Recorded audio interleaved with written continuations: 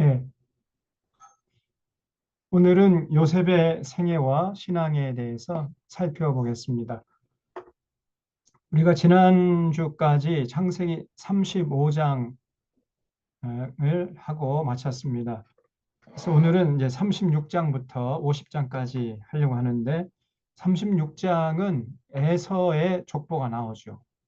야곱의 형이었던 에서 의 후손들이 이제 나중에 에돔 족속이 됩니다. 에돔 족속. 그래서 36장 1절에 보면 에서 곧 에돔의 족보는 이러하니라. 그죠? 그래서 이 36장은 에서의 족보가 쭉 나오는데 9절에 보세요. 세일산에 있는 에돔 족속의 조상 에서의 족보는 이러하고 그 자손의 이름은 이러하니라. 그죠? 그래서 이 세일산이 어디에 있느냐 하면은 지금 요르단입니다. 요르단에 페트라라는 곳이 있어요.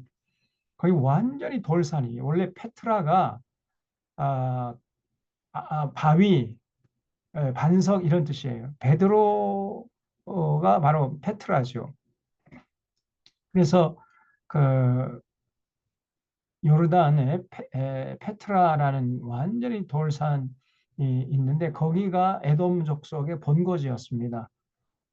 음, 거기에서 이제 이 사람들이 그 걸핏하면은 남유다에 쳐들어가 가지고 이스라엘 백성들을 괴롭혔던 거예요. 같은 동족인데.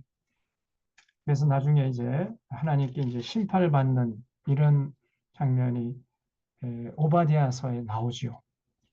그래서 여기 40절에 보면 에서에게서 나온 족장의 이름은 그 종족과 거처와 이름을 따라 나누면 이러하니 딥나 족장, 알와 족장, 예대 족장, 오홀리바마 족장, 엘라 족장, 비논 족장, 그나스 족장, 대만 족장, 밉살 족장, 막디엘 족장, 아람 족장이라 이람 족장이라 이들은 그 구역과 거처를 따른 에돔 족장들이며 에돔 족속의 조상은 에서더라 이렇게 나왔죠. 그래서 36장 전체가 에서의 족보가 쭉 기록되어 있습니다. 그리고 37장부터 이제 드디어 요셉의 생애가 등장하죠. 50장까지 끝까지 요셉의 일생을 아주 잔잔하게 또 감동적으로 그리고 있습니다. 1절 이하부터 25절까지는 이제 요셉이 아버지 야곱의 사랑을 독차지하죠. 그래서 형들의 시기와 질투를 이제 받는 이런 삶을 살았는데 어렸을 때 그러다가 이제 꿈을 꾸죠. 그래서 여기 3절 보면 요셉은 노년에 얻은 아들이므로 이스라엘이 여러 아들들보다 그를 더 사랑함으로 그를 위하여 채색옷을 지었더니 채색옷이라는 게 무슨 알록달록한 그런 옷이라기보다는 이렇게 그 소매가 긴 그런 옷을 채색옷이라고 합니다. 그래서 특별히 그 요셉은 채색옷을 지어 입혔다는 거예요. 그러니까 이제 다른 형제들의 이제 시기 질투를 받는 거죠.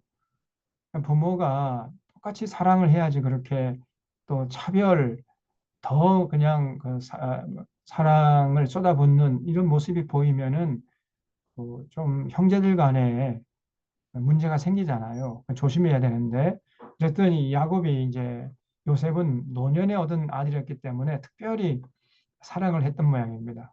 그래서 그의 형들이 아버지가 형들보다 그를 더 사랑함을 보고 그를 미워하여 그에게 편안하게 말할 수 없었더라.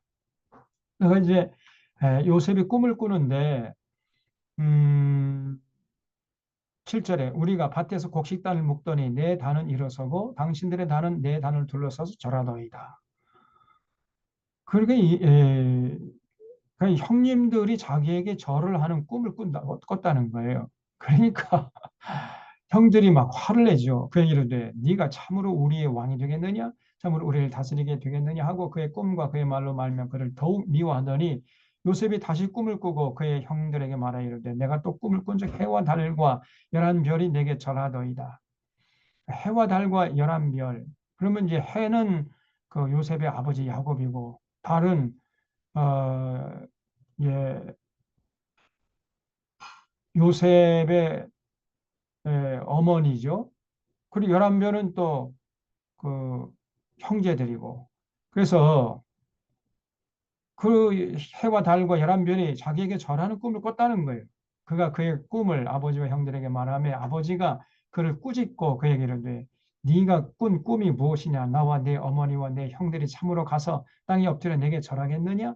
그의 형들은 시기하되 그의 아버지는 그 말을 간직해 뒀더라. 그래서 더 미움을 샀어요. 그러다가 이제 에, 그 요셉이 어, 아버지의 명을 받들어서 형님들 그 양떼를 치는 곳에 가보라 이렇게 보냈어요. 근데 그 형들이 어디에서 양을 치냐면 여기 13절 세겜에서 양을 치지 아니하느냐 그랬죠. 세겜. 근데 그 요셉이 살던 곳은 헤브론이거든요. 그래서 여기 14절 하반절에 보면 그를 헤브론 골짜기에서 보내니 그가 세겜으로 가니라 그랬죠. 헤브론에서 세겜까지는 상당히 먼 거리입니다. 약 한 80km 이상이 돼요. 80km. 그 옛날에 80km면 굉장히 먼 거리예요. 근데 그 요셉이 성실하게 거기까지 가봤다는 거예요. 근데 거기 가보니까 형님들이 안 보여. 그래서 사람들에게 물어보니까 사람들이 너 형들 양떼를 몰고 도단으로 갔다는 겁니다. 도단. 17절에 보면 그 사람이 이런데 그들이 여기서 떠났느니라 내가 그들의 말을 들으니 도단으로 가자 하더라 하니라 요셉이 그의 형들이 들을 따라가서 도단에서 그들을 만나니라. 그래서 세겜에서 다시 또 도단으로 가요. 세겜에서 도단은 약 한 20km 정도 됩니다. 20km.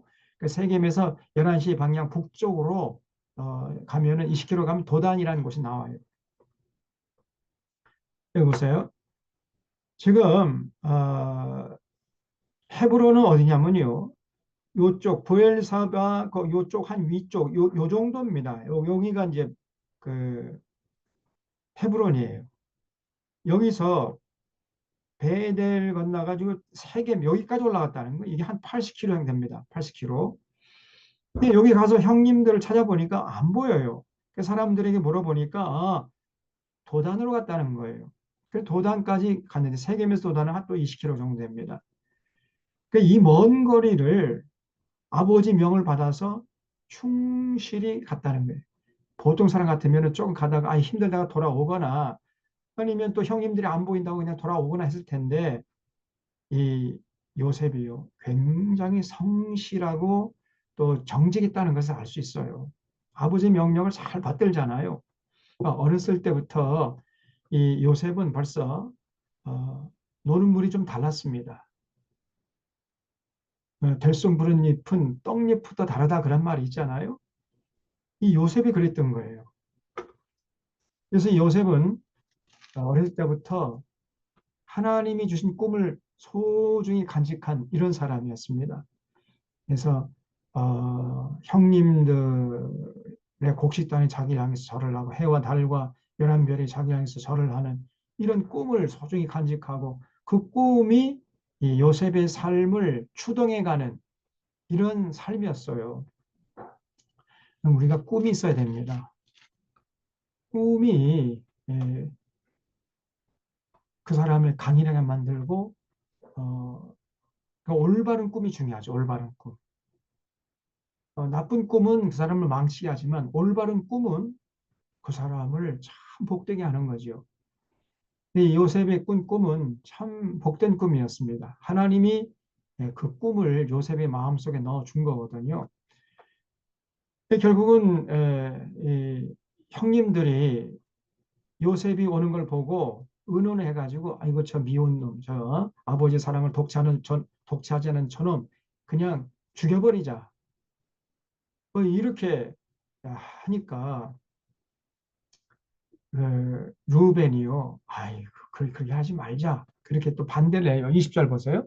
자, 그를 죽여 한 구덩이에 던지고 우리가 말하기를 악한 짐승이를 잡아먹었다 하자. 그의 꿈이 어떻게 되는지를 우리가 볼 것입니다. 아니, 형들이 참 너무, 물론 배다른 형들이지만은 그래도 자기 동생을 어떻게 죽이려고 합니까? 참 나쁜 형들이죠. 예. 그러니까 르우벤이 듣고 요셉을 그들의 손에서 구원하려 하여 이르되 우리가 그의 생명은 해치지 말자. 네. 그래서 르우벤이 또 그들에게 이르되 피를 흘리지 말라 그를 광야 그 구덩이에 던지고 손을 그에게 대지 말라 하니 이는 그가 요셉을 그들의 손에서 구출하여 그 아버지에게 돌려보내려 함이었더라. 그 르우벤 아니었으면은 그냥 요셉은 죽을 뻔했어요. 결국은 이제 이렇게 이제 구덩이에 던져 넣었는데 그때 마침 한 무리의 그 상인들이 이 길르앗에서 이제 오는 것을 보고 아이고 잘됐다. 우리가 저 요셉을 애굽 그 상인들에게 팔아버리자. 이렇게 해가지고 그 상인들에게 팔았어요. 28절 보면 은 20에 그를 이스마엘 사람들에게 팔매 그 상인들이 요셉을 데리고 애굽으로 갔습니다. 결국은 뭐 형님들이 이제 아버지 야곱에게 가가지고 어떻게 얘기했냐면요. 순념소를 죽여가지고 그 피를 요셉의 옷에 묻혀가지고 요셉이 죽었다고 거짓말로 아버지에게 보고를 하는 거예요. 그래서 여기 31절은 요셉이 그들의 옷을 가져다가 순념소를 죽여 그 옷을 피에 적시고 그의 채색 옷을 보내어 그의 아버지를 가지고 가서 이르기를 우리가 이것을 발견하였으니 아버지 아들의 옷인가 보소서 하며 아버지가 그것을 알아보고 이르되 내 아들의 옷이라 악한 짐승이 그를 잡아먹었도다. 요셉이 분명히 찢겼도다 하고 자기 옷을 찢고 굵은 배로 허리를 묶고 오래도록 그의 아들 위하여 애통하니 그의 모든 자녀가 위로하되 그가 그 위로를 받지 아니하여 이르되 내가 슬퍼하며 서울로 내려가 아들에게로 가리라. 하지만 자기도 죽겠다는 거예요. 그 정도로 어, 야곱이 요셉을 사랑했던 것 같아요. 그의 아버지가 그를 위하여 울었더라. 그 미디안 사람들은 그를 애굽에서 바로의 신하 친위대장 보디발에게 팔았어요. 자, 그래서 이제 요셉이 하루아침에 애굽에 팔려가서 이제 보디발의 집에 종로로 타는 신세가 되었단 말이죠. 그다음에 38장에 보면 어, 그 유다 족속 기원에 대해서 말합니다. 유다가 그 자기 며느리 다말과의 관계를 가지고 그 자손을 낳는 이런 아주 참 낯뜨거운 얘기가 38장에 기록되어 있어요. 그래서 이 38장은 좀 나중에 얘기를 하겠습니다. 요셉을 얘기하다가 갑자기 유대 얘기가 나와요. 38장에 보면. 그래서 이 38장은 조금 뒤에 얘기하기로 하고 39장으로 가겠습니다. 그래서 이제 요셉이 잠깐만요. 저기 그 소리가 자꾸 반영돼요. 소리가 자꾸 들어온다니까.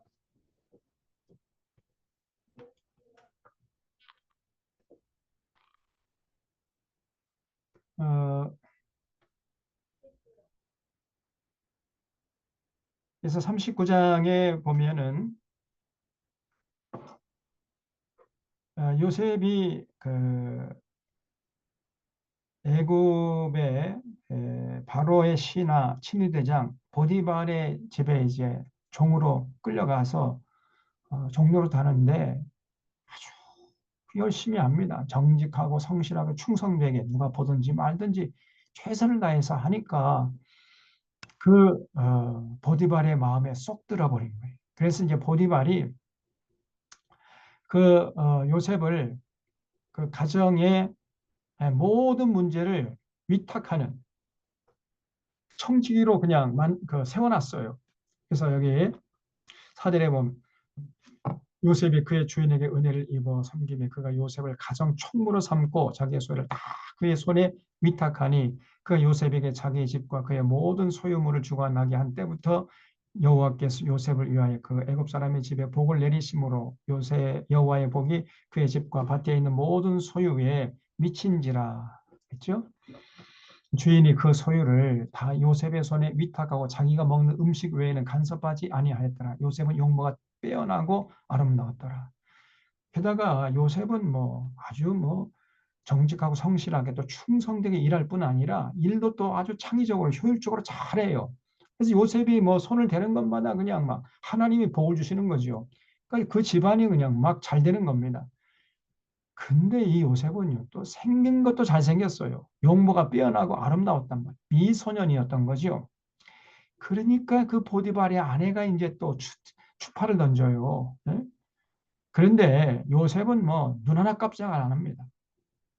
그래서 여기 7절에 그 후에 그의 주인의 아내가 요셉에게 눈짓하다가 동침하기를 청하니 요셉이 거절하며 자기 주인의 아내에게 이르되 내 주인이 집안의 모든 소유를 간섭하지 아니하고 다 내 손에 위탁하였으니 이 집안에 나보다 더 큰 이가 없으며 주인이 아무것도 내게 금하지 아니하였어도 금한 것은 당신뿐이니 당신은 그의 아내임이라. 그런지 내가 어찌 이 큰 악을 행하여 하나님께 죄를 지으리까. 그래서 뭐 아무리 보디발의 아내가 유혹을 해도 꿈쩍도 안 합니다. 이 여인이 날마다 요셉에게 청하였으나 요셉이 듣지 아니하여 동침하지 아니할 뿐더러 함께 있지도 않아 버려요 그냥. 예. 그 보디발의 아내가 저기서 오는 거 보이면요 저 새끼로 돌아가 버려요. 그러니까 어느 날 이제 아무도 집에 없을 때 이 보디발의 아내가요 또 그냥 막 추태를 추파를 던집니다. 여기 12절 보면 여인이 그의 옷을 잡고 이르되 나와 동침하자. 그러나 요셉이 자기 옷을 그 여인의 손에 버려두고 밖으로. 그 이 여자가요, 뭐 그 요셉의 몸을 붙잡고 옷을 붙잡고 막 끌어들여. 그러니까 요셉이 그냥 옷을 벗어 던지고 도망쳐 버렸어요. 그러니까 이 여자가 막 사람의 소리를 야, 저놈이 나를 겁탈하려다가 실패해가지고 지금 도망쳐 내가 저항하니까 도망쳤다. 그리고 오히려 죄를 뒤집어 씌웁니다. 야, 여자가 이렇게 악할 수가 없어요. 그래 결국은 그냥 억울하게 요셉이요 그 보디발의 아내를 성폭행했다는 그 죄로 감옥에 갇힙니다. 보디발이 괘씸하게 여겼죠. 그 보고를 받고 이놈이 내가 믿어주고 말이야 모든 이 집안의 문제를 다 맡겼더니 이 교만해가지고 말이야 뭐 어찌고 어째 막 이래가지고 결국은요. 근데 그 큰 오해죠. 자기 아내가 잘못된 건데 그 얼마나 여러분 요셉이 억울하겠습니까? 그래서 요셉이 이제 감옥에 갇혔어요. 어, 여기 19절 보면 그의 주인이 자기 아내가 자기에게 이르기를 당신의 종이 내게 이같이 행하였다는 말을 듣고 심히 노한지라. 이 여자가 이 거짓말이에요 이게. 이 여자가 아주 못된 여자입니다. 예. 어떻게 이렇게 여자가 여자 못된 여자를 진짜 못된 것들이 많아요. 김건희니까 저런 거죠. 김건희과 얘기해 보니까 보디발의 아내가. 그러니까 이 보디발이 자기 아내 말만 듣고 말이죠. 요셉을 그냥 노발대발한 거예요. 이에 요셉의 주인이 그를 잡아 옥에 가두니 그 옥은 왕의 죄수를 가두는 곳이었더라. 요셉이 옥에 갇혔으나 여호와께서 요셉과 함께 하시고 그에게 인자를 더하여 간수장에게 은혜를 받게 하시매 간수장이 옥중 죄수를 다 요셉의 손에 맡김으로 그 재반 사물을 요셉이 처리하고 간수장은 그의 손에 맡긴 것을 무엇인지 살펴보지 아니하였으니 이는 여호와께서 요셉과 함께 하심이라. 여호와께서 그를 범사에 형통하게 하셨다라 했죠. 그래서 요셉은 이제 감옥에 갇혔는데 또 감옥에서도요 최선을 다하는 거예요. 자기 맡겨진 일들 최선을 다해 하니까 간수장이 이렇게 보더니 야 저놈은 참 믿을만하다 해가지고 그 감옥의 모든 일들을 요셉에게 맡겼다는 거예요. 그러니까 요셉은요 어디 있든지 아무런 상관이 없어요. 감옥 밖에 있든지 감옥 안에 있든지 예. 어디 있든지 간에 그냥 자기 처한 곳에서 최선을 다해서 살아가니까 주변에 뭐 환경이나 형편 이런 거는 아무런 의미가 없었습니다. 감옥 밖에 있으면 감옥 밖에서 최선을 다하는 것이고 감옥 안에 있으면 감옥 안에서 최선을 다하면 되는 거예요. 그러니까 뭐 어디 있으나 아무런 상관이 없습니다. 옛날에 그런 일이 유명한 일이라고 했죠. 월남 이상재 선생이 이제 그 독립운동 하다가 잡혀가지고 일제 치하에서 감옥에 갇혔어요. 그 감옥에서 뭐 이제 일본 순사 이놈들이 그냥 막 유혹을 합니다. 전향을 하기만 하면은 잘못했다 그러고 전향하기만 하면은 이제 풀어주고 아주 우리가 극진하게 대접을 해주겠다. 그래도요 꼼짝도 안 합니다. 그러니까 이제 어느 날 그 일본 그 간수가 이제 아침에 그 밥상을 이제 밥을 넣어줘야 할 거 아닙니까? 죄수들에게. 그리고 또 밥을 다 먹으면 이제 또 그 밥 먹은 걸 이제 식판을 또 이제 치우고 또 점심 때 식판 갖다 주고 먹으면 또 치우고 뭐. 그러니까 이 간수가 좀 짜증이 났어요. 그래가지고 그 월남 이상세 선생한테 이 영감탱이가 말이야 고집이 세가지고 그 조금이나 한 조금만이라도 잘못하다 그러면은 내가 이 고생을 안 할 텐데 말이야 왜 이렇게 고집이 세냐 막 이러면서 불평을 하니까 월남 이상재 선생이 하는 말이 야 이놈아 나는 아무런 상관없어. 나는 감옥 밖에 있으나 감옥 안에 있으나 나는 아무런 상관없어. 오히려 나는 감옥 안에 있는 게 더 편. 네가 뭐 때가 되면 밥 다 갖다 주지. 밥을 다 먹으면 네가 가서 청소해 주지. 나는 감옥에 있는 게 더 좋다 이놈아. 이렇게 얘기했다는 거예요. 여러분 이 정도 배포가 좀 있어야 돼.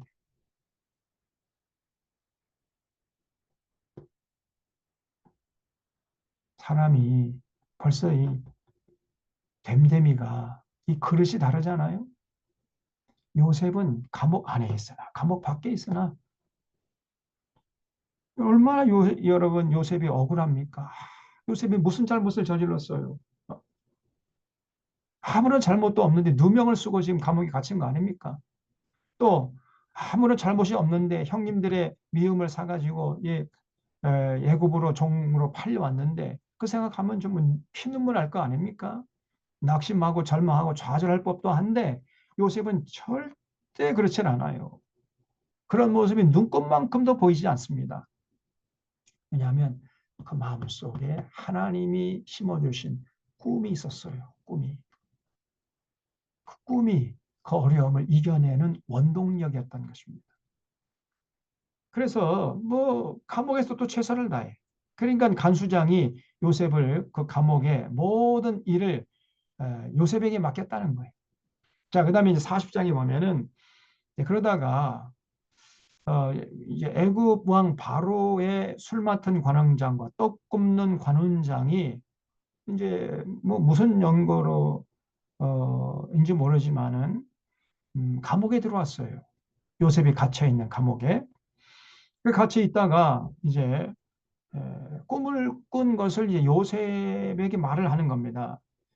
저기 구절 보면 술 맡은 관원장이 그의 꿈을 요셉에게 말하 이르되 내가 꿈에 보니 내 앞에 포도주 나무가 있는데 그 나무에 새 가지가 있고 싹이 나서 꽃이 피고 포도송이가 익었고 내 손에 바로의 잔이 있기로 내가 포도를 따서 그 즙을 바로의 잔에 짜서 그 잔을 바로의 손에 들였노라. 요셉이 그에게 이르되 그 해석이 이러하니 세 가지는 사흘이라. 지금부터 사흘 안에 바로가 당신의 머리를 들고 당신의 전직을 회복시키리니 당신이 그 전에 술 맡은 자가 되었을 때 하던 것 같이 바로의 잔을 그의 손에 들이게 되리이다. 아, 이거는 참 길한 꿈입니다. 당신은 3일 안에 다시 복권이 돼가지고 그 술 맡은 자의 그 관원장의 자리에 다시 복귀될 것입니다. 이런 좋은 꿈입니다. 이렇게 아주 해석을 잘해줬어요. 정말 그 해석대로 어, 그 3일 만에 이제 그 술 맡은 관원장이 복권이 됐어요. 그래서 만약에 당신이 그렇게 되면은 나를 좀 기억해 주십시오. 그래서 하는 얘기가 14절에 당신이 잘 되시거든 나를 생각하고 내게 은혜를 베풀어서 내 사정을 바로에게 아뢰어 이 집에서 나를 건져주소서 나는 히브리 땅에서 끌려온 자여 여기서도 옥에 갇힐 일은 행하지 아니하였나 그러면서 내 오람을 좀 풀어주십시오. 만약에 잘 되면은 좀그 나를 좀 생각해 주십시오라고 부탁을 했어요. 그러니까 떡 굽는 관원장이 그 해석이 좋은 것을 보고요. 자기 또 꿈을 얘기했습니다.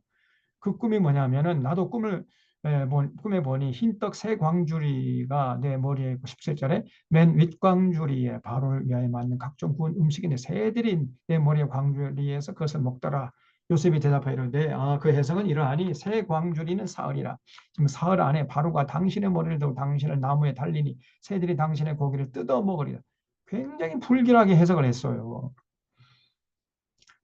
근데 그 해석대로 됩니다. 그래서 제3일은 바로의 생일이라. 바로가 그의 모든 신하를 위하여 잔치를 베풀 때 술 맡은 관원장과 떡 굽는 관원장에게 그의 신하들 중에 머리를 들게 하니라. 바로의 술 맡은 관원장은 전직을 회복하며 그 잔을 바로의 손에 받들어 드렸고 떡 굽는 관원장은 매달리니 요셉이 그들에게 해석함과 같이 되었으나 술 맡은 관원장이 요셉을 기억하지 못하고 그를 잊었어요. 이 술 맡은 관원장은 복권이 되었으면은 이 요셉에게 은혜를 갚아야 할 텐데 말이죠. 까맣게 요셉을 잊어버린 거예요. 그러니까 하염없이 기다려도 아니 좋은 소식이 안 오는 거예요. 그러니까 요셉이 얼마나 또 참 답답하고 얼마나 고통스러웠겠습니까? 그러다가 이제 41장에 보면은 바로가 또 꿈을 꿔요. 1절에 만 2년 후에 바로가 꿈을 꿨어요. 그 꿈이 뭐냐면은 나일강에서 어, 아주 살찐 그 암소 7마리가 이렇게 올라오는데 그 뒤를 따라서 또 굉장히 흉하고 바짝 마른 또 소가 또 그 뒤를 따라와 가지고 그 아름다운 암소 7마리를 다 먹어치우는 이러한 꿈을 꿨어요. 도대체 이게 무슨 의미냐? 이거를 이제 곰곰이 해가지고 궁금해서 그 애굽에 있는 사람들 다 그 뭐 점술과 그 현인들 불러 모아가지고 그 꿈을 해석해 뭐라고 했는데 아무도 해석하는 사람이 없습니다. 그때 이 술 맡은 관원장이 아 자기가 감옥에 갇혀 있을 때 요셉을 생각하는 거예요. 그래서 폐하 제가 감옥에 갇혀 있을 때 요셉이라는 청년을 만났는데 그 청년이 저희 꿈을 해석해 줬는데 아주 신통방통하게 다 들어맞았습니다. 그래? 그럼 빨리 그 요셉을 데려와라. 해가지고 이제 요셉이 바로 왕 앞에 가는 거예요. 어, 그래서 그 14절에 이에 바로가 사람을 보내 요셉을 부르매 그들이 급히 그를 옥에서 내놓은지라. 요셉이 그 수염을 깎고 그 옷을 갈아입고 바로에게 들어가니 바로가 요셉에게 내가 한 꿈을 꿨어. 그래서 요셉의 꿈을 요셉에게 자기가 꾼 꿈을 얘기해 주는데 아니 나일강에서 아주 살찐 암소, 아름다운 암소 7마리가 이렇게 올라오는데 그 뒤를 따라서 굉장히 흉하고 파리한 바짝 마른 소가 올라오더니 다 아름다운 살찐 암소를 잡아먹었다는 거예요. 이게 도대체 무슨 꿈이냐 그랬더니 깨끗하게 요셉이 꿈을 해석합니다. 25절에 요셉이 바로에게 하루되 바로의 꿈은 하나라. 하나님이 그 하실 일을 바로에게 보이시기니 7 좋은 암소는 7회요 7 좋은 이삭도 7회니 그 꿈은 하나하나. 그 후에 올라온 파리하고 흉한 7소는 7년이요 동풍이 말라 속이 빈 7 이삭도 7의 흉년이니 내가 바로에게 이르기를 하나님이 그가 하실 일을 바로에게 보이신다 함이 이것이라.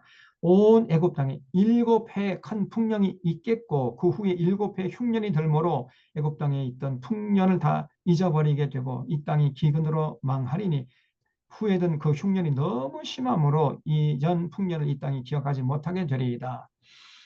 그러니까 앞으로 7년 동안 계속 풍년이 되다가 그 나중에 또 7년 동안은 극심한 흉년이 올 거라는 거예요. 그래서 너무 극심한 흉년이 와가지고 7년 동안의 풍년을 사람들이 다 잊어버릴 정도로 그렇게 극심한 흉년이 올 거니까 그 흉년을 대비해서 7년 풍년 동안의 그 곡식을 다 잘 저장해가지고 흉년을 대비하라는 하나님의 계시입니다. 이렇게 해석을 깨끗하게 해줬어요. 그러니까 바로가 그냥 무릎을 탁 칩니다. 그래서 37절에 바로와 그의 모든 신하가 이 일을 좋게 여긴지라. 바로가 그의 신하들에게 이르되 이같이 하나님의 영에 감동된 사람을 우리가 어찌 찾을 수 있으려 하고 요셉에게 이르되 하나님이 이 모든 것을 내게 보이셨으니 너와 같이 명철하고 지혜 있는 자가 없도다. 너는 내 집을 다스리라. 내 백성이 다 내 명령에 복종하리니 내가 너보다 높은 것은 내 왕좌뿐이니라. 바로가 또 요셉에게 이르되 내가 너를 애굽 온 땅의 총리가 되게 하노라 하고 자기 인장 반지를 빼어 요셉의 손에 끼우고 그에게 세마포 옷을 입히고 금사슬을 목에 걸고 자기에게 있는 버금수레에 그를 태우고 무리가 그의 앞에 소리 지르게 엎드리라 하더라. 바로가 그에게 애굽 전국을 총리로 다스리게 하였더라. 그래서 바로가 아주 감탄을 하다가 요셉을 애굽의 총리 대신으로 1인지하 만인지상의 자리에 올려줘버려요. 그래서 요셉이 하루아침에 애굽의 총리 대신이 됐습니다. 그때 요셉의 나이가 30살이었어요. 30살. 여기 46절에 보면 요셉이 애굽 왕 바로 앞에 설 때 30세라. 아니 이게 30살짜리가요. 애굽 그 거대한 애굽의 총리 대신이 돼버린 겁니다. 그래서 그가 바로 앞을 떠나 애굽 온 땅을 순찰하니 일곱의 풍년의 토지 소산이 심히 많은지라.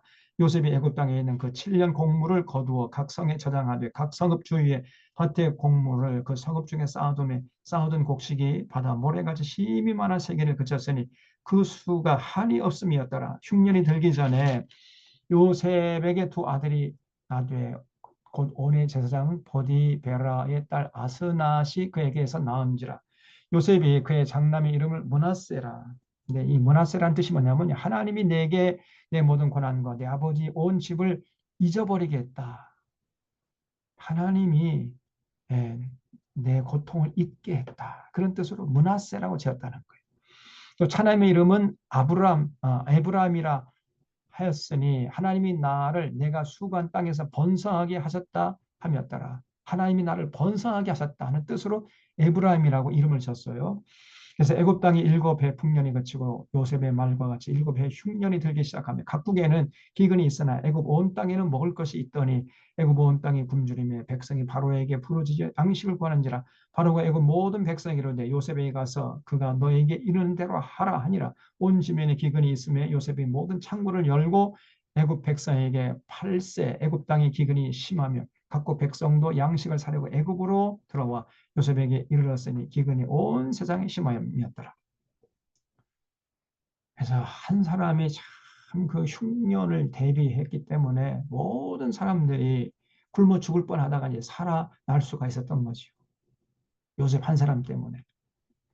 그래서 사실은 요셉이 온 천하의 생명을 구원하는 구원의 담지자 역할을 충실히 했어요. 대단하죠. 그 어렸을 때 하나님이 그 마음속에 심어준 꿈이 그를 이렇게 참 위대한 삶으로 이끌어가는 원동력이 되었다는 것입니다. 그래서 이제 42장에 보면 뭐 천하 각국에서 이제 애굽으로 양식을 구하러 이제 몰려드는 건데 그 행렬 속에 요셉의 형님들도 끼어 있었던 거예요. 그래서 이제 42장에 보면은 이 4절에 야곱이 요셉하고 베냐민은 그 형제들과 함께 보내지 아니했으니 이는 그의 생각에 재난이 그에게 미칠까 두려워해가지고 그 이제 베냐민은 보내지 않고 야곱이요 나머지 아들들을 빨리 양식을 구해 오라 하고 애굽으로 다 보냈어요. 그래서 6절에 때에 요셉이 나라의 총리로서 그 땅 모든 백성에게 곡식을 팔더니 요셉이 형들에게 와서 그 앞에 땅이 엎드려 절하며 그걸 줄 서십시오. 형들이 그 앞에서 땅이 엎드려 절하며 이게 뭡니까? 요셉이 어렸을 때 그 꿈이 그대로 현실이 됐잖아요. 형님의 곡식단이 내 곡식단을 향해서 절을 하더이다. 그 꿈이 이루어졌죠. 진짜 형님들이 제 요셉 앞에 와서 무릎을 꿇는 거예요. 절하매 요셉이 보고 형들인 줄 아나 모른 체하고 엄한 소리 그들에게 말하 이르되 너희가 어디서 왔느냐 그들이 이르되 곡식물을 사려고 가나안에서 왔나이다. 요셉이 그 형들을 알아보았으나 그들은 요셉을 알아보지 못해. 그러니까 형님들은요 요셉이 애굽의 총리 대신이 된 줄은 꿈에도 생각하지 못하고 요셉을 알아보지 못하는 거죠. 그러나 요셉은 형님들을 다 벌써 알아보는 거예요. 그래서 요셉이 그들에게 대하여 꾼 꿈을 생각하고 그들에게 이르되 너희는 정탐꾼들이라 이 나라의 틈을 엿보려고 왔느니라. 뭐 이렇게 막 이제 위압적으로 나가는 거죠. 그러니까 뭐 이 형님들이 그냥 무서워가지고 범 아닙니다. 절대 우리는 그런 거 아닙니다. 예? 그냥 그 양식이 없어가지고 양식을 구하러 왔습니다. 뭐 이러면서 그래? 너희들 그 말이 사실인지 아닌지 내가 어떻게 알냐, 알 수 있겠느냐. 막 이렇게 또 이제 막 몰아세우는 거예요. 그래서 13절에 그들이 이르되 당신의 종 우리들은 열두 형제로서 가나안 땅 한 사람의 아들이라 막내 아들은 오늘 아버지와 함께 있고 또 하나는 없었나이다. 요셉이 그들에게 이르되 내가 너에게 이르기를 너희는 정탐꾼들이라 한 말이 이것이니라. 무슨 말이냐면요. 너희들이 그렇게 말하는데 너희들의 말이 사실인지 증명할 길이 없지 않느냐 그런 말. 너희는 이같이 해. 그러면 그 너희들의 말이 사실이라는 것을 증명할 길은 내가 알려주겠다. 이런 얘기죠. 그래서 너희 진실함을 증명할 것이라. 바로의 생명으로 맹세하는 너희 막내 아우가 여기 오지 아니하면 너희가 여기서 나가지 못할 것이다. 그래서 너희들의 동생을 데려오면은 너희들의 말이 사실인 줄 내가 믿어줄게. 너희들의 동생을 데려와라. 그렇게 얘기한 거예요. 그래서 이제 인지를 잡아요. 인지를 누구를 잡냐면 시므온. 시므온을 이제 인질로 잡아놓고 그 형님들은 다 돌려보내요. 돌려보내고 너희들 말대로 그 뭐 막내 아들이 있다고 하니까 그 막내 아들 베냐민을 데려와라는 거예요. 데려와라. 그러면 너희들의 말이 사실이라고 내가 믿어주겠다. 이렇게 해서 보냈어요. 어, 그런 다음에 이제 43장에 보면은 결국은 이 형님들이 이제 야곱에게 가가지고 이 시므온은 인질로 잡혀놓고 이제 시므온 제외한 다른 형님들이 가가지고 여차여차 해가지고 우리가 이렇게 왔습니다. 그리고 반드시 이제 곡식이 떨어진 다음에 다시 가려면은 베냐민을 데리고 가야 됩니다. 그렇지 않으면 우리가 애굽에 가서 곡식을 얻지 못합니다. 그러니까 이제 야곱이 펄펄 뛰는 거예요. 절대로 베냐민 못 데려간다. 아버지, 그러면 우리가 양식을 굶어 죽어요. 그래도 안 된다. 막 반대를 합니다. 43절에 보세요. 43장 그 땅에 기근이 심하고 그들이 애굽에서 가져온 곡식을 다 먹음에 그 아버지가 그들에게 다시 가서 우리를 위하여 양식을 조금 사오라. 유다가 아버지에게 말하 이르되 그 사람이 우리에게 엄히 경고하여 이르되 너희 아우가 너희와 함께 오지 아니하면 너희가 내 얼굴을 보지 못하리라. 그랬으니 아버지 제발 베냐민을 데리고 가야 됩니다. 좀 베냐민을 데리고 갈 수 있도록 허락해 주시옵소서 부탁하는데 야곱은 안 된다는 거예요. 절대 안 된다. 그러면 우리도 애굽으로 못 갑니다. 그러니까 이제 야곱이요 굶어 죽을 판이야. 그러니까 할 수 없이 이제 베냐민을 보냅니다. 그래서 이 유다가 뭐라고 또 맹세하냐면 8절에 보세요. 유다가 그의 아버지 이스라엘에게 이르되 저 아이를 나와 함께 보내시면 우리가 곧 가리니 그러면 우리와 아버지와 우리 어린 아이들이 다 살고 죽지 아니하리이다. 내가 그를 위하여 담보가 되오리니 아버지께서 내 손에서 그를 찾으소서. 내가 만일 그를 아버지께 데려다가 아버지 앞에 두지 아니하면 내가 영원히 죄를 지리이다. 그래서 아버지 내가 맹세합니다. 반드시 저 베냐민을 내가 다시 데려올 테니까 제발 베냐민을 데려갈 수 있도록 좀 허락해 주십시오. 아, 이렇게 이제 유다가 맹세까지 하니까 할 수 없이 야곱이 이제 허락을 합니다. 그래서 13절에 내 아우도 데리고 떠나 다시 그 사람에게로 가라. 드디어 허락을 해요. 전날 가신 하나님께서 그 사람 앞에서 너희에게 은혜를 베푸사 그 사람은 너희 다른 형제와 베냐민을 돌려보내게 하시길 원하노라. 내가 자식을 잃게 되면 이르리로다. 굶어 죽을 수는 없으니까 이제 뭐 이판사판이다 해가지고 어, 부득이 베냐민을 보냈어요. 야곱이. 음, 그래서 요셉이 이제 다시 형님들을 이제 보게 됐을 때 그러니까 형님들이 베냐민을 데리고 요셉 앞에 가게 되는 거죠.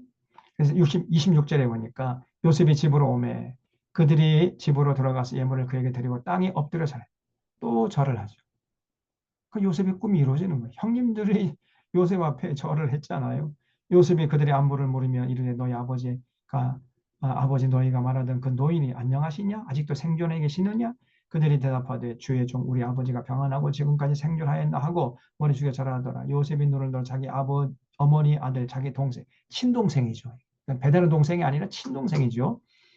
라헬 라헬이 어머니잖아요. 라헬이 낳은 그 아들이 요셉과 베냐민 아닙니까? 그러니까 자기 친동생을 이제 봤어요. 동생 베냐민을 보고 이르되 너희가 내게 말하되 너희 작은 동생이 이 아이냐? 그가 또 이르되 소자야 하나님이 내게 은혜 베푸신 원하노라. 요셉이 아우를 사랑하는 마음이 복받쳐 급히 울 곳을 찾아 안방으로 가서 그냥 엉엉 울고 나왔어요. 울고 얼굴을 씻고 나와서 그 정을 억제하고 음식을 차리라 하며 그들이 요셉에게 따로 차리고 그 형제들에게 따로 차리고 그와 함께 먹는 애굽 사람에게도 따로 차리니 애굽 사람은 히브리 사람과 같이 먹으면 부정을 입었습니다라. 그래서 그냥 이제 요셉이 그 형님들을 극진하게 대접을 하고 또 자기 동생 베냐민은 더 극진하게 대접을 합니다. 34절 보면은 요셉이 자기 음식을 그들에게 주되 베냐민에게는 다른 사람보다 5배나 더 줬다는 거예요. 그래서 그들이 마시며 요셉과 함께 즐거워했더라. 자, 그래서 44장에 보면은 이제 어, 그 형님들에게 양식을 많이 줘가지고 돌려보내라. 이렇게 하고 돈도 함께 넣고 그다음에 그 집에 은잔도 그 자리에 함께 넣어가지고 돌려보내라 그랬어요. 그러니까 아무것도 모르고 형님들은 이제 감사히 알고 그냥 곡식만 들어있는 줄 알고 그걸 받아가지고 가는데 또 요셉이 그 뒤를 따라가가지고 이제 잡아가지고 응? 아니 우리가 너희들을 그렇게 선대했는데 왜 그 주인의 그 가장 아끼는 그 도구를 도둑질해서 가느냐 막 이래가지고 말이야. 또 이제 에, 여기 4절에 보면요. 그들이 성읍에 나가 멀리 가게 되 요셉이 청지기에 이르되 일어나 그 사람들이 뒤를 따라가서 그들에게 이르기를 너희가 어찌하여 선을 악으로 갚느냐 이것은 내 주인이 가지고 마시며 늘 점치는 데 쓰는 것 아니냐 너희가 이같이 하니 악하도다 하니라. 아주 그 함정을 파놓은 거죠 요셉이. 왜냐하면 그걸 빌미로 해가지고 또 이제 아버지 야곱을 애굽으로 오게 하려고 일부러 이제 지금 수를 쓰는 거예요. 그래서 너희들에게 선을 행했더니 너희들이 그 선을 악으로 갚는구나 막 어떻게 도둑질해서 가느냐 말이야. 주인의 그 귀한 것을 이렇게 해가지고 이제 6절에 보면 청지기가 그들에게 따라가서 그대로 말하니 그들이 그에게 대답하되 내 주여 어찌 이렇게 말씀하시네 당신의 종들이 이런 일을 결단코 아니하나이다. 우리 자루도 있던 돈도 우리가 가나안 땅에서부터 당신을 가져왔거늘 우리가 어찌 당신의 주인의 집에서 은금을 도둑질하리까 당신의 종들 중 누구에게서 발견되든지 그는 죽을 것이요 우리는 내 주의 종인들이 되리이다. 그가 이르되 그러면 너희의 말과 같이 하리라. 그것이 누구에서든지 발견되면 그는 내 종이 될 것이요 너희는 죄가 없으리라. 그들이 각각 급히 자루를 땅에 내려놓고 자루를 각기 푸니까요. 그가 나이 많은 자에게부터 시작하여 나이 적은 자에게까지 조사하며 그 잔이 놀랍게도 그러니까 요셉이 소중하게 여기던 잔이 베냐민의 자루에서 나온 거예요. 그러니까 청지기가 은근슬쩍 그 베냐민의 자루에다가 그 요셉이 소중히 여기는 잔을 넣어놨거든요. 그러니까 함정에 빠진 거예요, 이제. 그러니까 그들이 옷을 찢고 각기 짐을 나무에 싣고 이제 성으로 다시 잡혀갔어요. 다시 이제 요셉 앞에 다시 가게 된 겁니다. 그러니까 요셉이 그냥 막 노발대발하는 체해요. 이것들이 말이야 선을 향하니까 선을 베풀어 주니까 어떻게 이런 악한 짓을 하느냐 막 그러면서 너희들 안 된다. 너 약속대로 이 베냐민을 인질로 잡고 그러면 너희 아버지를 데려와라. 이렇게 욕을 하는 거예요. 그래서 여기 19절에 이전에 너희 주께서 종들에게 물으시되 너희는 아버지가 있느냐 아우가 있느냐 하시기에 우리가 내 주께 하는데 우리에게 아버지가 있으니 내 노인이요 또 그가 노년에 얻은 아들이 청년이 있으니 그의 형은 죽고 그의 어머니 남긴 것은 그뿐이므로 그의 아버지가 그를 사랑하는다 하였더니 주께서 또 그 종들에게 이르시되 그를 내게로 데리고 내려와서 내가 그를 보게 하라 하시기로 우리가 내 주께 말씀드리니 그 아이는 그의 아버지를 떠나지 못할지니 떠나면 그 아버지가 죽겠나이다. 그래서 이게 무슨 말이냐면은 이제 요셉이 베냐민을 인질로 잡고 그 대신에 이 아이의 아버지 데려와라. 그러면은 용서하겠다. 이렇게 제안을 하니까요. 이제 유다가 큰일 났어요. 자기가 맹세한 게 있잖아요. 응? 그래서 이제 자기 동생 요셉이 총리 되시는 줄 꿈에도 모르고 그 요셉 앞에 엎드려서 그냥 싹싹 비는 거예요. 제발 이 베냐민을 데리고 가지 않으면은 우리 아버지가 죽습니다. 네? 그러니 다른 인질을 잡으시고 베냐민은 돌려보내.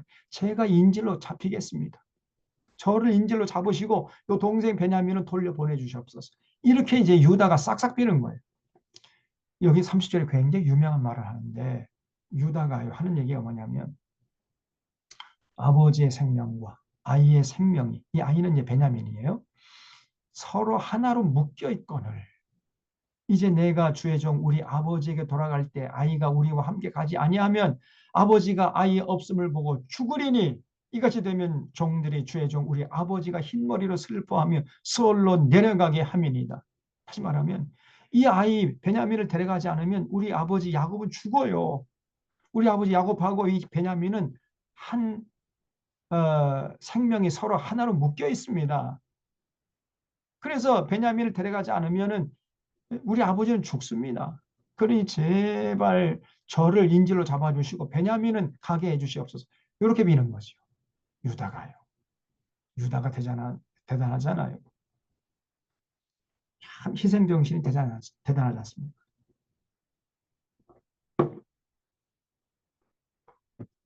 그래서 이 유다가 나중에 유다의 후손에서 메시아가 태어나지 않습니까? 유다가 대단한.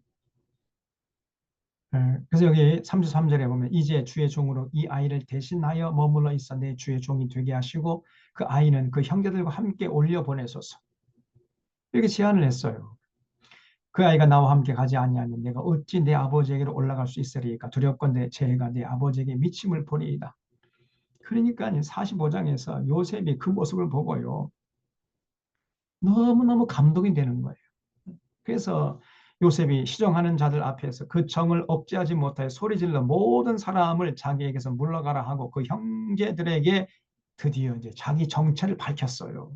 자기를 알리니 그때에 그와 함께한 다른 사람이 없었더라. 요셉이 큰 소리로 우니 애굽 사람에게 들리며 바로의 궁중에 들리더라. 요셉이 그 형들에게 이르되 나는 요셉이라 내 아버지께서 아직 살아계시니까 형들이 그 앞에서 놀라서 대답하지 못하더라. 요셉이 형들에게 이르되 내게로 가까이 오소서. 그들이 가까이 가니 이르되 나는 당신들의 아우 요셉이니 당신들이 애굽의 판자라. 당신들이 나를 이곳에 팔았다고 해서 근심하지 마소서. 한탄하지 마소서. 하나님이 생명을 구원하시려고 나를 당신들보다 먼저 보내셨나이다. 그거 주십시오. 하나님이 여러분들의 형님들의 생명을 구하려고 나를 당신들보다 먼저 보내셨습니다. 형님들이 나를 팔아서 내가 여기 온 것이 아니라 하나님이 먼저 나를 여기에 보내셨어요. 당신들의 생명을 구원하려고. 이렇게 해석하는 거예요. 요셉은 자기가 당한 그 고난을요, 선의로 해석하잖아요. 형님들이 자기를 죽이려고 했죠. 그러다가 이제 애굽의 종으로 팔아먹었는데 그건 세상적인 생각이고 요셉은 그렇게 생각하지 않았어요. 아, 하나님이 나를 여기 애굽으로 보낸 것은 형님들과 또 그 이제 많은 사람들 생명을 구원하려고 나를 먼저 여기로 보낸 거구나. 이렇게 해석을 하는 거예요. 자기 고난의 의미를. 야, 요셉이 멋지지 않습니까?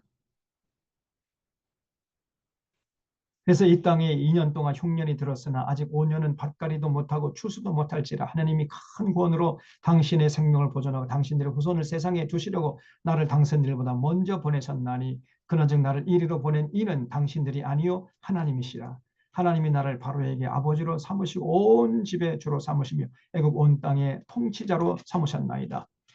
그래서 당신은 속히 이제 아버지께로 올라가서 아버지를 이 애굽 땅으로 좀 모셔오십시오. 이렇게 제안을 했어요. 그래서 여기 14절에 자기 아우 베냐민의 목을 안고 우니, 베냐민도 요셉의 목을 안고 우니라. 요셉이 또 형들과 입맞춤이 안고 우니 형들이 그제서야 요셉과 말하니라. 그 요셉의 눈에 눈물이 그런 거라 가득해요. 요셉은 정말 대단한 사람이었습니다.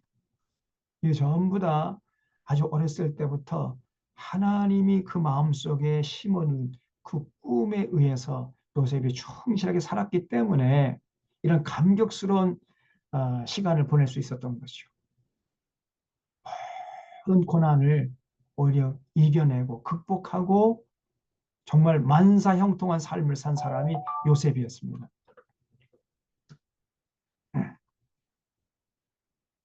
어, 그래서 이제 46장에 보면은 야곱이 그 소식을 듣고요. 이게 꿈이냐 생시냐. 제일 처음에는 잘 믿지를 못해요. 그런데 뭐 형제 그 아들들이 다 그렇게 얘기를 하니까 결국은 이제 야곱이 온 식솔들을 거느리고 애굽으로 갑니다. 이게 46장에 쭉 나오죠. 그래서 이제 애굽으로 이주하는 야곱의 모습이 쭉 나오는데 46장 1절에 이스라엘이 모든 소유를 이끌고 떠나 브엘세바에 이르러 그의 아버지 이삭의 하나님께 희생 제사를 드리니 그 밤에 하나님이 이상 중에 이스라엘에 나타나 이르실 때 야곱아 야곱아 하시는지라. 야곱이 이르되 내가 여기 있나이다 하매 하나님이 이르시되 나는 하나님이라 내 아버지 하나님이니 애굽으로 내려가기를 두려워하지 말아라. 내가 거기서 너로 큰 민족을 이루게 하리라. 내가 너와 함께 애굽으로 내려가겠고 반드시 너를 인도하여 다시 올라올 것이며 요셉이 그의 손으로 너의 눈을 감기리라 하셨다. 야, 이렇게 하나님이 또 야곱에게 약속을 하셨어요. 결국은 이제 온 식솔을 데리고 애굽으로 내려가는데 8절에 보면 애굽으로 내려간 이스라엘 가족의 이름은 이러하니라. 야곱과 그의 아들들과 야곱의 맏아들 루벤 쭉 나오죠. 그래서 결국은 몇 명이냐? 27절에 애굽에서 요셉이 낳은 아들은 2명이니 야곱의 집사람으로서 애굽에 이른 자가 모두 70명이었어요. 야곱의 식솔들 70명이 애굽의 고센 땅으로 내려가서 거기서 이제 머물게 되었고 430년 동안이 머물게 됩니다. 430년. 그 430년 동안 머물면서 거의 200만 명으로 불어나요. 200만 명으로. 이 하나님의 섭리요, 하나님의 계획이었습니다. 그래서 이제 28절에 보면 야곱이 유다를 새벽에 미리 보내 자기를 고센으로 인도하게 하고 고센 땅에 이르니 요셉이 그의 수레를 갖추고 고센으로 올라가서 그의 아버지 이스라엘을 맞으며 그에게 보이고 그의 목을 어긋맞지 않고 얼마 동안 울매 이스라엘이 요셉에게 이르되 내가 지금까지 살아있고 내가 내 얼굴을 봤으니 지금 죽어도 족하도다. 요셉이 그 형제들과 아버지의 가족이 이르되 내가 올라가서 바로에게 아뢰어 이르기를 가나안 땅에 있던 내 형들과 내 아버지의 가족이 내게로 왔는데 그들은 목자들이라 목축하는 사람들이므로 그들의 양과 소와 모든 소유를 이끌고 왔나이다 하리니 바로가 당신들을 불러서 너희들의 직업이 무엇이냐 묻거든 당신들은 이르기를 주의 종들은 어렸을 때부터 지금까지 목축하는 자들이온데 우리와 우리 손주가 다 그러하니다 하소서. 애굽 사람은 다 목축을 가증 여기나니 당신들이 고센 땅에 살게 되리이다. 그래서 결국은요 어, 요셉이 아주 지혜를 발휘해 가지고 이제 애굽 왕 바로 앞에 서거든 우리는 양떼질을 목축업하는 자들이니까 고센 땅에서 살게 해달라고 그렇게 요구를 하라고 가르쳐 줬어요. 이게 참 놀라운 얘기입니다. 그 애굽의 고센 땅은 어디냐면요. 그야말로 기름진 땅이에요. 애굽의 나일강 맨 하류 그 삼각주가 있어요. 나일강이 저 북쪽에도 쭉 내려와 가지고 그 지중해 쪽으로 이제 흘러 들어가거든요. 그 지중해 흘러가기 바로 직전에 이제 삼각주가 나타나는데 거기가 바로 고센 땅이에요. 거기는요. 나일강에서 해년마다 그냥 막 실어 나르는 그 저기 그 나일강 상류 쪽에 그 기름진 진흙들, 황토 이런 것들이 이제 그 나일강을 실려 가지고 나일강 하류 쪽에 쏟아붓거든요. 거기 고센 땅이. 그러니까 고센 땅은 굉장히 땅이 기름지고 넓습니다. 거기서 야곱의 시설들이 정착해가지고 430년을 지나는 동안에 200만 명으로 불어나 버린 거예요. 그래서 47장에 보면은 이제 드디어 야곱이 이제 애굽 왕 바로 앞에 서게 됩니다.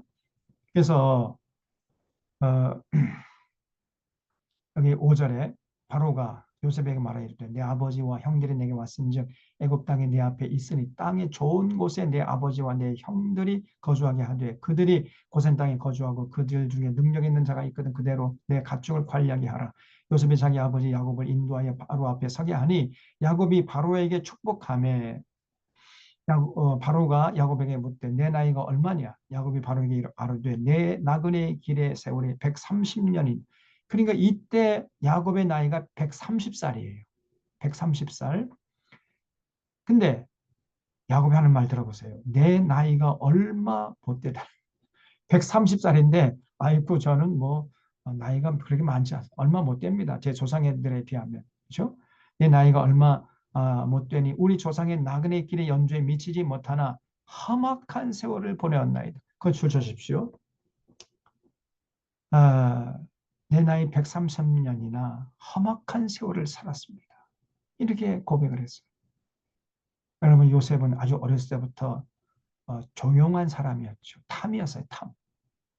하나님 앞에서 한 점 흠이 없도록 살려고 하나님의 은혜의 소중함을 알고 하나님 뜻을 받들어 살려고 최선을 다한 사람이 야곱이었거든요. 그런데 야곱의 그 삶이 그 평탄한 삶이 아니었어요. 험악한 세월을 보냈단 말이죠. 굉장히 우여곡절이 많았어요. 때로는 험산 줄령을 넘어야 됐고 때로는 깊은 강물도 건너야 됐단 말이죠. 여러분 이게 믿음의 사람의 그 길이에요. 예수 잘 믿으면 어떤 고난이 없다. 이런 말은 마귀의 달콤한 속삭임입니다. 지금 한국교회 강단에서 예수 잘 믿으면 어떤 고난도 없다고 자꾸 이렇게 강단에서 설교를 해대요. 아닙니다. 만약에 그렇다면 여러분 예수님이 왜 고난 당했습니까? 예수님이 최고로 믿음이 좋으신 분인데 에? 뭐 어째서 그 고난을 당한 거예요 그러면? 아니면 믿음이 좋으면 고난이 없다며. 조금만 생각해봐도 그런 달콤한 당장에 듣기에는 달콤하죠. 그러나 그게 사실이 아니에요. 믿음이 좋은 사람도 때도로 험악한 세월을 살게 됩니다.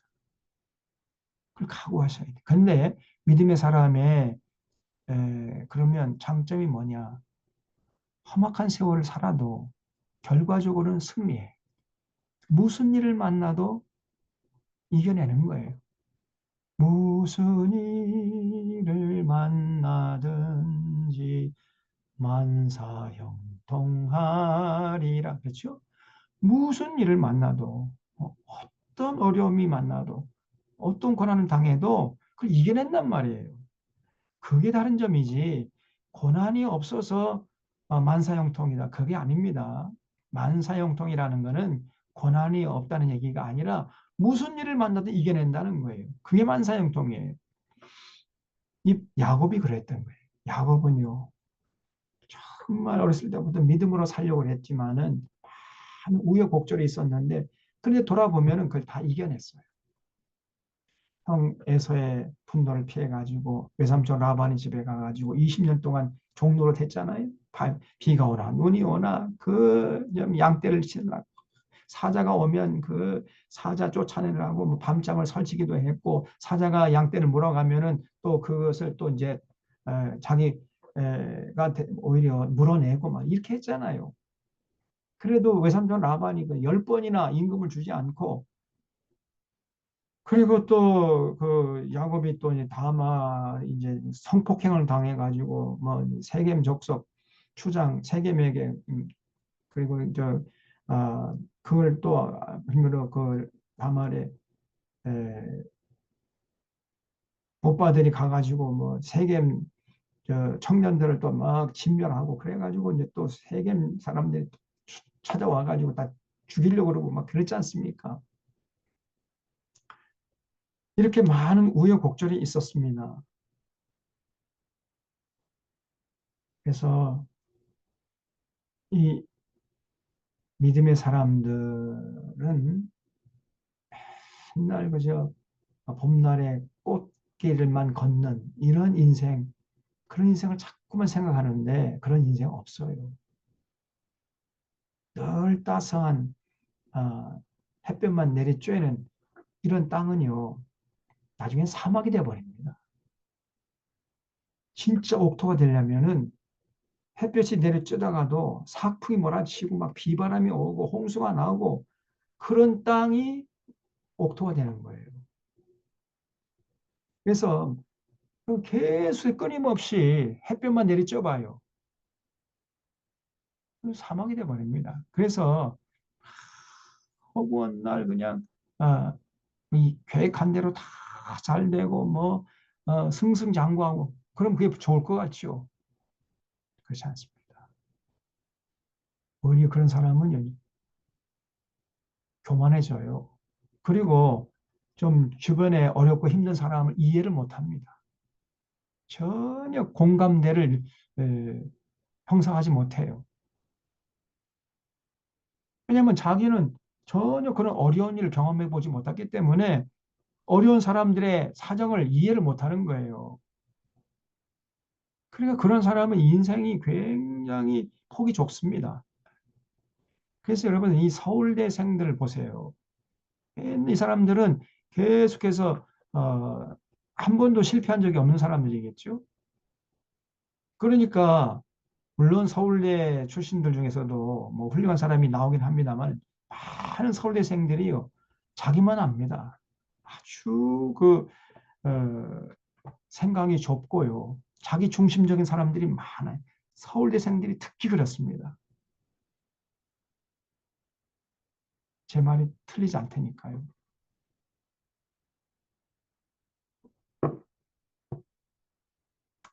그 마음에 교만이 그냥 가득 찼어요. 그리고 다른 대학 출신들은 아주 그냥 깔보고 아무것도 없는 것이 예. 서울대 출신이 뭐 도대체 뭐 어쩌다는 거예요 도대체가. 지금 윤석열이나 저 한동훈 봐요 저것들. 저희 인성이 제로 아닙니까? 어렵고 힘든 사람의 형편을 같이 공감하고 연대하려고 하는 이런 마음이 없으면은요 절대 지도자가 되면 안 됩니다. 근데 서울대생들은 그런 공감대 형성을 잘 못해요. 왜냐면 자기들 그런 어려운 꼴을 안 당해봤으니까.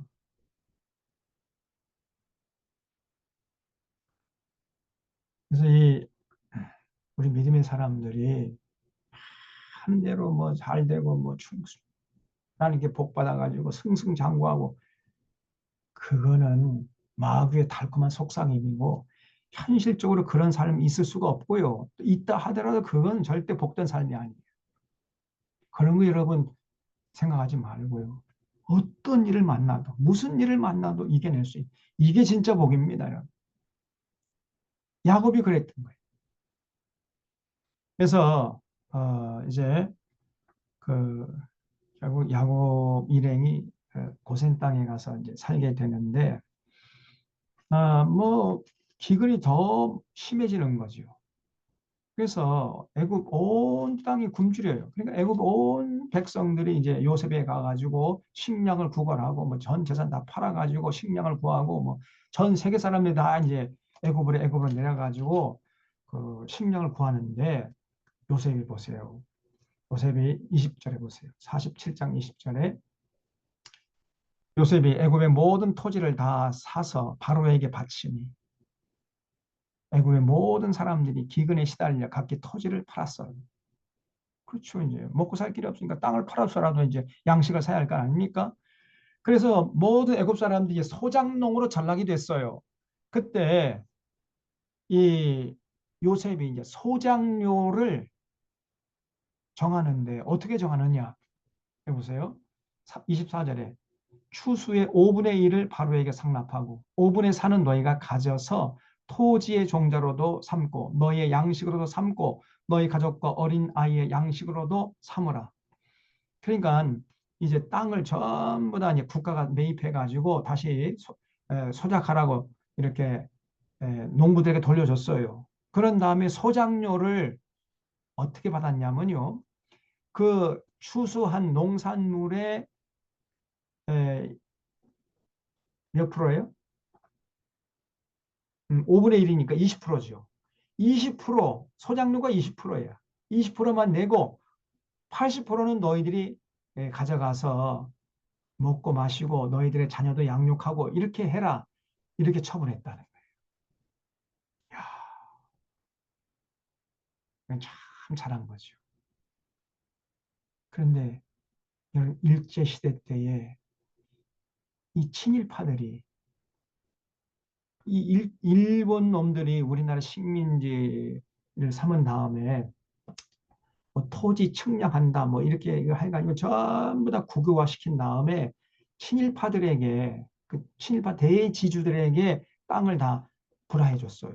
그랬더니 이 친일파 지주들이 이 농부들에게 이제 땅을 빌려주고 소작료를 받아갔는데 그 소작료가요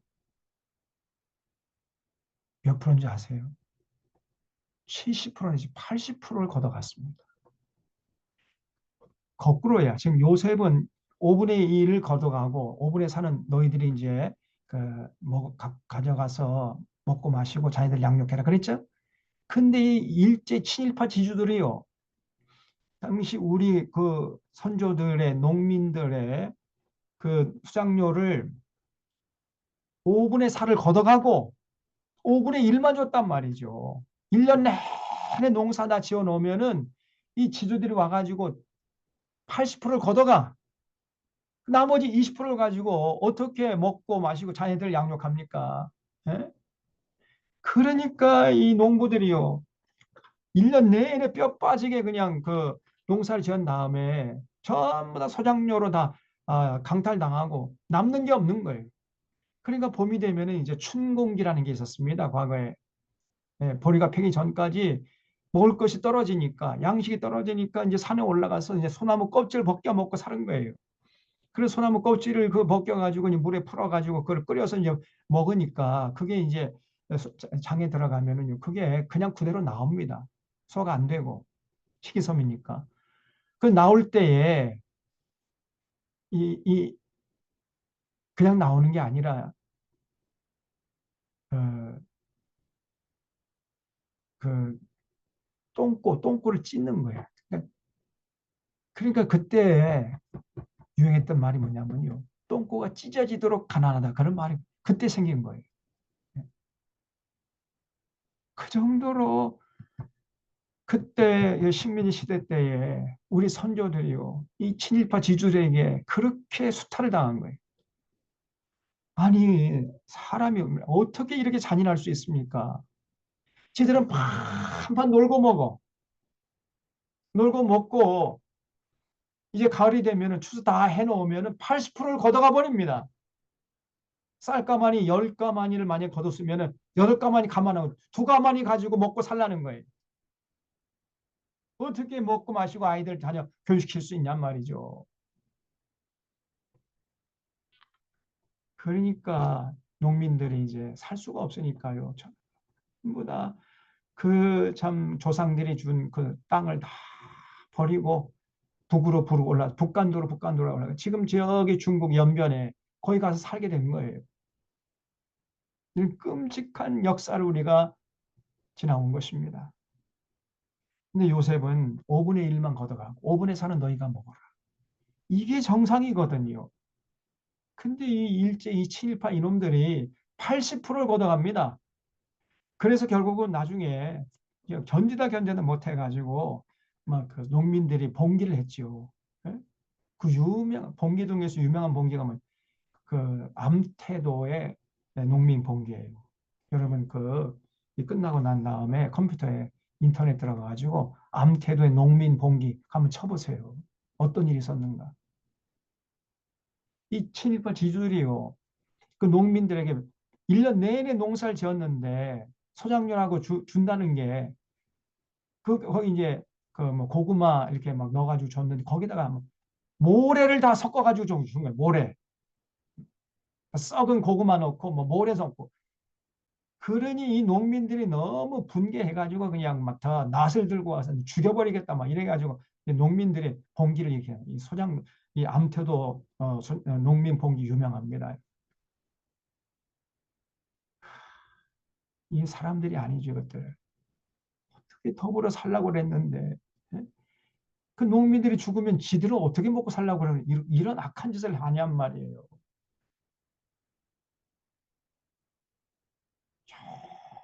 조금도 어떻게 더불어 살려고 하는 생각에 눈끝만큼도 없잖아요. 이웃은 굶어 죽든지 말든지 자기만 배부로 등 따쓰고 지주들 집에는 그냥 창고가 먹을 것이 쌀이 막 썩어 문드러져요. 지주의 창고에 있는 그 쥐들이 도시도시 살쪄가는데 평생 하루 1년 내내 농사 지는 농민들의 아이들은 굶어 죽어갔단 말이죠. 그런데도 이 지주들이 농민들에게 양식을 나눠주지 않았어요.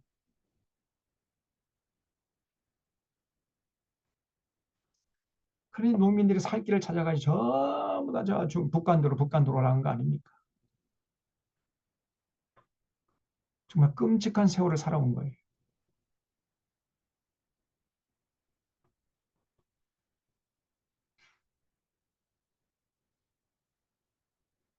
결국은 어, 이제 그렇게 해서 요셉이 수많은 사람들의 생명을 살렸죠. 27절 이하를 보면 이제 야곱이 결국은 147세에 죽습니다. 그러니까 애굽 땅에서 17년을 거기서 더 살다가 147세에 죽죠. 그러니까 130세에 애굽으로 이주해서 17년 더 살다가 147세에 죽었습니다. 그다음에 48장에 보면 이제 야곱이 죽기 전에 에브라임과 므낫세를 축복하는 모습이 나오고 49장에는 야곱이 그 12 아들들에게 이제 일일이 축복을 해요. 49장 2절에 보면 너희는 모여 들어라. 야곱의 아들들아 너희 아버지 이스라엘에게 들을지어다. 루벤아 너는 내 장자요 내 능력이요 내 기력의 시작이라. 위풍이 월등하고 권능이 탁월하다마는 물에 끓음 같았은즉 너는 탁월치 못하리니 네가 아버지 침상에 올라 더럽혔음이로다. 그가 내 침상에 올랐었도다. 그랬죠? 루벤이요. 그랬던 적이 있죠? 아버지의 첩이었죠. 아버지 첩 하고 아버지 첩을 이제 이 르우벤이 겁탈하지 않았습니까? 그래서 이 르우벤은 야곱의 기력의 시작이었지만은 그리고 굉장히 능력도 있고 권능이 탁월했지만은 물의 끓음 같았어요, 이 사람. 아주 성격이 아주 그냥 얼마나 급하고 거칠고 사나운지 몰라요, 그냥. 걸피다 그냥 화를 내버리고 자기 하고 싶은 대로 해버리고 그래서 그런 사람은 절대로 하는 게 쓰임 받지 못합니다. 그래서 너는 물에 끓음 같았은즉 탁월하지 못하리니 네가 아버지의 침상에 올라 더럽혔음이로다. 이렇게 이제 축복을 하고 말아요. 그 다음에 5절에 보면 시몬과 레위에게서 하는데 는 형제여 그들의 칼은 폭력의 도구로다. 그래서 시몬과 레위가 그 세겜 족속 추장 세겜이 디나를 성폭행했을 때 원수 갚겠다 해가지고 시몬과 레위가 칼을 갖고 가지고 세겜 청년들 막 진멸했잖아요. 그래서 그 얘기를 지금 하는 거죠. 내 영광아 그들의 집회에 참여하지 말자다. 그들이 그들의 분노대로 사람을 죽이고 그들의 혈기대로 소의 발목 힘줄을 끊었음이로다. 그 노염이 혹독하니 저주를 받을 것이요 분기가 맹렬하니 저주를 받을 것이라. 내가 그들을 야곱 중에서 나누며 이스라엘 중에서 흩트리로다. 그러면 아주 혈기를 부리고 아주 그냥 분노를 잘하는 사람은 그 사람은 절대 하나님께 쓰임 받지 못합니다. 그리고 이제 8절에 보면 그래서 이 야곱이요 그 축복한 아들들은 보면은 유다하고 요셉 중심으로 축복을 해요. 유다하고 요셉은 굉장히 축복의 내용도 풍부하고 많아요. 그러니까 다른 형제들은 그냥 대충 축복하고 말아버리고 유다하고 요셉 그 축복의 내용이 어마무시합니다. 8절부터 보세요. 유다야 너는 내 형제의 찬송이 될지라. 내 손이 내 원수의 목을 잡을 것이 내 아버지 아들들이 네 앞에 절하리로다. 유다는 사자 새끼로다. 네 아들아 너는 움킨 것을 찢고 올라갔도다. 그가 엎드리고 웅크림이 숫사자 같고 암사자 같으니 누가 그를 범할 수 있으랴. 주가 유다를 떠나지 아니하며 통치자의 방위가 그 발 사이에서 떠나지 아니하기를 실로가 오기 시기까지 이르리니 그에게 모든 백성이 복종하리로다. 그의 나귀를 포도나무에 매며 그의 암나귀 새끼를 아름다운 포도나무에 맬 것이며 또 그 옷을 포도주에 빨며 그의 복장을 포도즙에 빨리로다. 그의 눈은 포도주로 인하여 붉겠고 그의 이는 우유로 말미암아 희리로다. 여러분 보세요. 8절부터 12절까지 굉장히 축복의 내용이 많죠. 그 내용도 굉장합니다. 유다의 가문에서 왕들이 끊임없이 일어나게 될 것이라는 거예요. 결국은 이 야곱의 축복대로 유다 가문에서 다윗 왕이 태어나고 솔로몬 태어나고 쭉 왕들이 계속 일어나다가 드디어 온 인류의 메시아 예수 그리스도께서 탄생하지 않았습니까? 왜냐하면 유다가 베냐민 보내고 나를 인질 삼아 주시옵소서. 그렇지 않으면 우리 아버지가 죽습니다. 그랬잖아요. 그 희생 정신을 야곱이 굉장히 높이 삽니다. 그때 이제 막 요셉이 너무 감정이 북받쳐가지고 자기 정체를 밝히지 않았습니까? 그 유다가 그렇게 나섰기 때문에 일이 그렇게 순조롭게 순적하게 된 거예요. 그 사실을 이제 야곱이 마음속에 깊이 간직하고 있었던 거죠. 그다음에 13절에 스불론, 14절에 이사갈, 16절 단, 19절에 이제 갓, 20절에 아셀, 21절 납달리. 그리고 뭐 대충 이제 축복하고 넘어가고 22절에는 이제 요셉이 나옵니다. 요셉도 축복 얼마나 대단하게 축복했는지 보세요. 무성한 가지 곧 샘 곁에 무성한 가지라. 그 가지가 담을 넘었다. 가지가 너무 무성해가지고 담을 넘어요. 여기 참석한 여러분의 가정이 하나님께 복을 받아가지고 여러분의 가정에서 그 복이 담을 넘어서 많은 주변 사람들에게 나눠주는 이런 가정이 되기를 바랍니다. 이런 얘기예요. 요셉은 무성한 가지고 샘 곁에 무성한 가지예요. 샘 곁에 심겨진 나무처럼 날마다 푸르는 인생이라는 거예요. 날마다 열매가 풍성해가지고 그 열매가 너무 풍성해가지고 많은 주변 사람들에게 나눠주는 이런 복된 가정이 된다는 거죠. 가지가 담을 넘어도다 활 쏘는 자가 그를 학대하며 적개심을 가지고 그를 쐈으나 요셉의 활은 도리어 굳세며 그의 발은 힘이 있으니 이는 야곱의 전능자 이스라엘의 반석인 목자의 손을 힘이 입음이라. 내 아버지 하나님께로 말미암는 그가 너를 도우실 것이요 전능자로 말면 그가 내게 복을 주실 것이미로다. 위로 하늘의 복과 아래의 깊은 샘의 복과 젖 먹이는 복과 태의 복이로다. 내 아버지의 축복이 내 손주의 축복보다 많아서 나아서 영원한 산이 한없음같이 이 축복이 요셉의 머리로 돌아오며 그 형제 중 뛰어난 자의 정수리로 돌아오리로다. 이렇게 여기까지 26절까지 이렇게 굉장한 복을 약속했습니다. 그래서 28절 하반절에 보면 곧 그들 각 사람의 분량대로 축복해. 아무런 근거 없이 축복한 게 아니에요. 그 자기 아들들의 그 됨됨이를 보고 그 됨됨이의 분량대로 축복했다는 거예요. 여러분 아버지의 축복권이 있습니다. 아버지가 축복하면 그 축복한 대로 된단 말이죠. 그런데 그냥 뭐 무턱대고 축복한다고 되는 게 아니라 그 됨됨이 그 사람의 분량대로 축복을 해야 돼. 그리고 이제 야곱이 죽어요. 그래서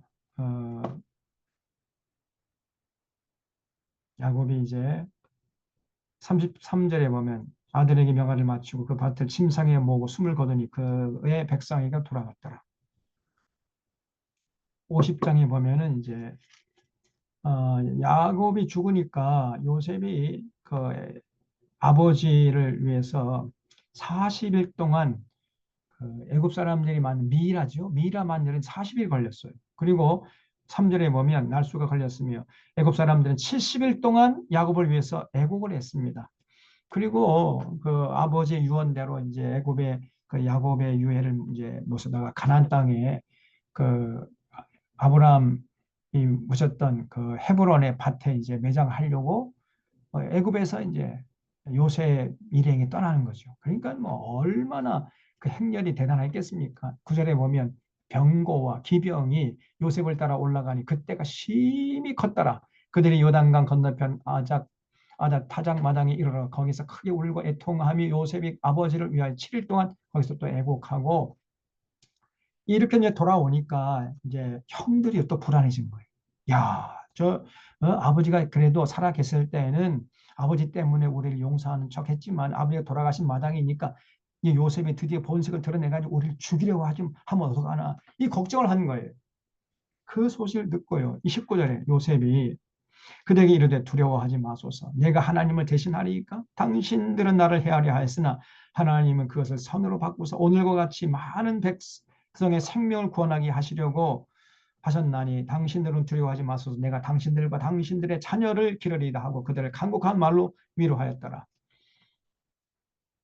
그 소식을 듣고 요셉이요 눈물로, 형님들 절대로 저는 그러지 않을 테니까 안심하시옵소서. 당신은 나를 죽이려고 했지만은 하나님은 그것을 선으로 바꿔서 오늘처럼 많은 백성의 생명을 구원하려고 나를 먼저 여기로 보내신 겁니다. 그러니 두려워하지 말고 내가 당신과 당신들의 자녀들의 생명을 제가 다 보장해 드리겠습니다. 이렇게 얘기한 거예요. 아, 참 대단하죠. 그리고 결국은 이제 요셉이 또 죽게 되고, 요셉이 죽으니까 26절 보면 요셉이 110세의 죽음에 그들이 그의 몸에 향재료를 넣고 애굽에서 입관하였더라. 지난번에 그 정진호 교수가 그 포항공대 교수인데, 이분이 이제 우리 교회 와서 지지난주인가 왕의 눈물이라 가지고 요 창세기 50장 가지고 설교, 저도 굉장히 감동을 받았어요. 이 요셉의 눈물이, 물론 요셉의 눈물이지만은 어, 요셉의 눈에서 나온 눈물이지만은 요셉의 눈물이기 전에 하나님의 눈물이었어요. 왕의 눈물이란 말이죠. 그리고 이 요셉이 그 마음이 얼마나 아름답습니까? 형님들이 자기를 죽이려고 했잖아요. 아무런 까닭 없이 애굽의 노예로 팔아가지고 요셉이 아주 파란만장한 삶을 살아왔는데 죽을 고생했잖아요. 그런데도 요셉은요, 형님들에 대한 원망의 마음이 눈꼽만큼도 없었어요. 오히려 그 모든 과정 속에서 하나님이 개입하셔가지고 하나님이 모든 사람의 생명의 담지자로 나를 쓰기 위해서 여기 보낸 것이다, 이렇게 해석을 하는 거예요. 그래서 그 형님들이 당하는 아픔과 또 그 아버지 야곱이 당했던 그 고난을 보면서 눈물을 흘리는 것이요. 여러분, 이런 눈물이 하나님의 눈물이고 요셉의 눈물이고 또 우리 믿는 자의 눈물이어야 돼. 오늘날 우리 믿는 자들이 지금 우리 한국 교회나 한국 사회나 이 대한민국이나 한민족의 역사를 보면서 피눈물을 흘려야 됩니다. 눈에 눈물이 가득해야 돼. 지금 하나님이 이 대한민국, 이 한민족의 역사를 보면서 피눈물을 흘리고 계시는데, 우리는 우리 가정 잘 된다 해가지고 아이고 좋다, 나만 잘 먹고 살자면 뭐 만사 어, 오케이다, 뭐 이런 식으로 신앙생활을 한다는 것은 그야말로 천박한 신앙이에요. 천박한 신앙. 자기 가정만 잘 먹고 잘 살고 사업이 잘 되고 자기 식소들만 잘 되고 내 아이들만 좋은 대학 들어가서 출세하고 이러면은 하나님께서 우리 가정에 축복했다, 아이고 아멘 할렐루야다. 오늘 한국 교회가 그 정도 수준 이상을 벗어나지 못합니다. 천박하게 그지없는 신앙이에요. 지금 이 나라가 어떤 형편인지, 예? 제가 조금 아까 서두에 오늘 이 강의 마치면은 제가 글을 올려줄 테니까 한번 읽어보시라고 그랬죠. 좀 길어요. 그러나 여러분 한번 읽어보십시오. 우린 지금 대한민국이 어떤 지점에 서 있는가. 지금 백척간두에 서 있습니다. 저 윤석열이 정부가 들어선 이후에 이 나라가 지금 낭떠러지 급전직하에 있어요. 지난주인가요? 지금 북한하고 러시아가 아, 그 협력적 동반자 관계라는 조약을 맺었습니다. 유사시에는 동만 군사 동맹, 우리 한미 동맹보다 더 강력한 군사 동맹을 맺었어요. 만약에 북한이 침공을 당하면 러시아가 가만 안 있다는 거예요. 또 러시아가 침공을 당하면 북한이 가만 안 있겠다. 이런 얘기죠. 지금 우리 남쪽에서는 지금 미국하고 일본하고 한국, 한미일 군사 동맹을 이렇게 맺겠다는 거죠. 저 윤석열이 저 정신 나간 놈이.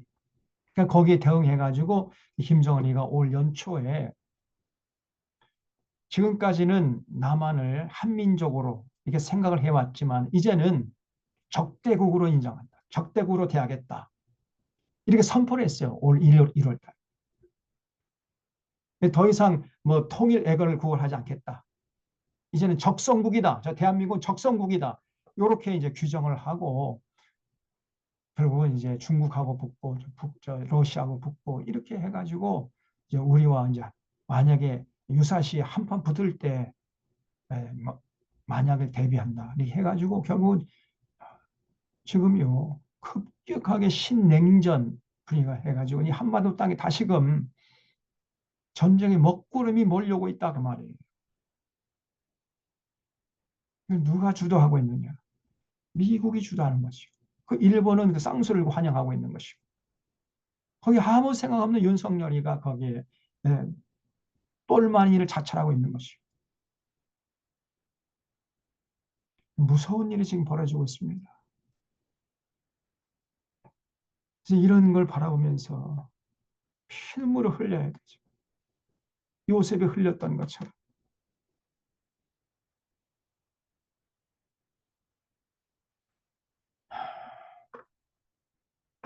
그래서 이런 이 창세기의 내용을 우리가 간략하게 살펴봤는데 38장의 내용은 시간 관계상 이제 우리가 다음 주에 해야 되겠습니다. 이 유다 족보가 왜 갑자기 요셉 얘기하다가 나왔는가 그 의미가 뭔지 이걸 우리가 다음 주에 좀 살피고 다음 주에는 이제 출애굽기 이어서 하도록 하겠습니다. 이 정도 하고 기도하고 마무리하겠습니다. 하나님 아버지